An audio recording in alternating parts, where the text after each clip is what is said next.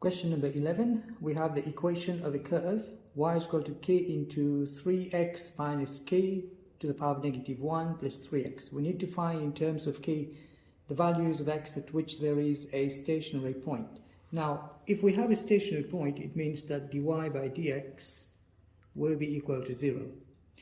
Therefore, we're going to differentiate this curve. Here we've got y is equal to k into 3x minus k to the power of negative 1 plus 3x.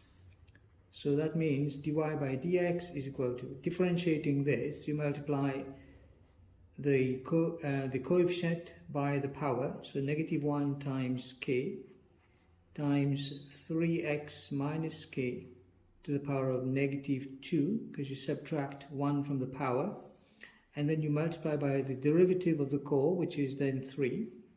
Okay, and plus, if you differentiate 3x, you'll get 3. So that means I've got minus k into 3x minus k to the power of negative 2 times 3. So that's minus 3k, then plus the 3.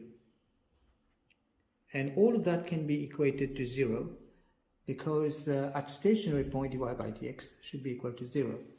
So now I've got then 3k into 3x minus k to the power of negative 2. That minus 3k, this whole expression can be set on this side, becomes plus, and all of that's equal to 3. So the 3 and the 3 can go, and I'm left with 3x minus k to the power of negative 2 is equal to 1, because 3 divided by 3 is 1. So I have then k over 3x minus k to the power of 2 is equal to 1. We rewrite this by using the law of indices.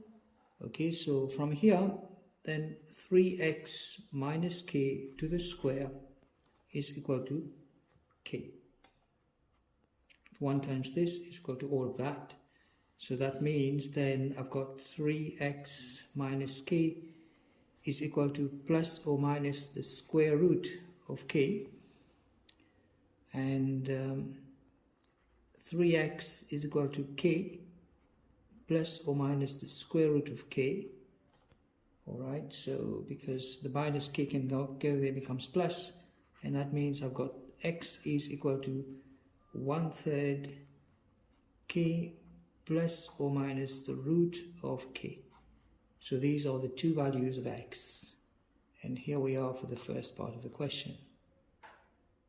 Now for part B of the question, we have a function fx is equal to 4 into 3x minus 4 all to the power of negative 1 plus 3x for x being greater or equal to 3 over 2. We need to find the value of a and determine the nature of the stationary value. Now first of all, from part 1 of the question, we had x is equal to 1/3 k plus or minus root of k. Basically, I'm taking the positive value of k only because x is supposed to be greater or equal to 3 over 2.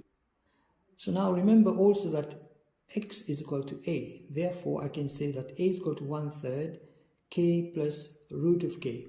So that means I've got 1/3 into k, and k is 4, all right, plus the square root of 4. That is 2 plus 4 is 6. 6 divided by 3 is 2, so I've got my value of a as 2.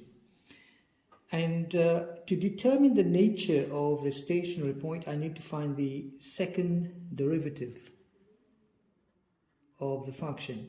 Now the first derivative from part 1 of the question, f prime of x, was actually basically negative 3 in k, and then k was basically, now k is 4, so negative 3 times 4 into 3x minus 4 to the power of negative 2 plus 3. So we had this as negative 12 into 3x minus 4 to the power of negative 2 plus 3. That's our first derivative. Now for the second derivative, I'm going to differentiate this again. So minus 2 times 12 is 24 times the derivative of the co, which is 3. So times 3, then into 3x minus 4 to the power of negative 3 this time, And of course the derivative of 3 is 0. And from here I've got 72 into 3x minus 4 to the power minus 3. So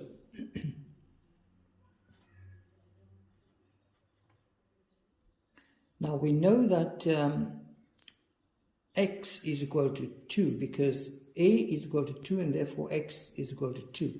So basically I'm going to find f prime 2, which comes to 72 times 3 times 2 minus 4, all of that to the power of negative 3. So if we do this on the calculator, you'll get 1 over 8. So 72 divided by 8 is equal to 9. So that means f double prime 2 is equal to 9. It means that f double prime 2 is greater than 0. And when we have greater, we've got a minimum point. So that value is a minimum value then. Now for the third part of the question, we need to show that this function here is either an increasing, a decreasing function, or neither of them. So the best way to do this is we're going to differentiate this first of all. I'm going to find g prime x, which basically means minus 1 times negative 1 times the derivative of the core, which is 3, and then 3x plus 1 is there, minus 2 plus 3. So I end up with 3 divided by 3x plus 1, all of that to the square, plus 3. Now, from here, that's my derivative. If we look at the denominator, we can clearly see that even if x is negative, you're going to have to square it. You square the whole value here. Now, because this, it doesn't really matter whether x is negative or positive. If you square the whole expression, it's always going to be equal to greater than 0. So therefore, this is for all values of x. Hence, this leads to the g prime of x is going to be greater than 0. Because if that's greater than 0, let's say 1 for example, then 3 over 1 is 3 plus 3 is 6. So that's going to be greater than 0. Therefore, it's an increasing function. So that's my reasoning behind the answer.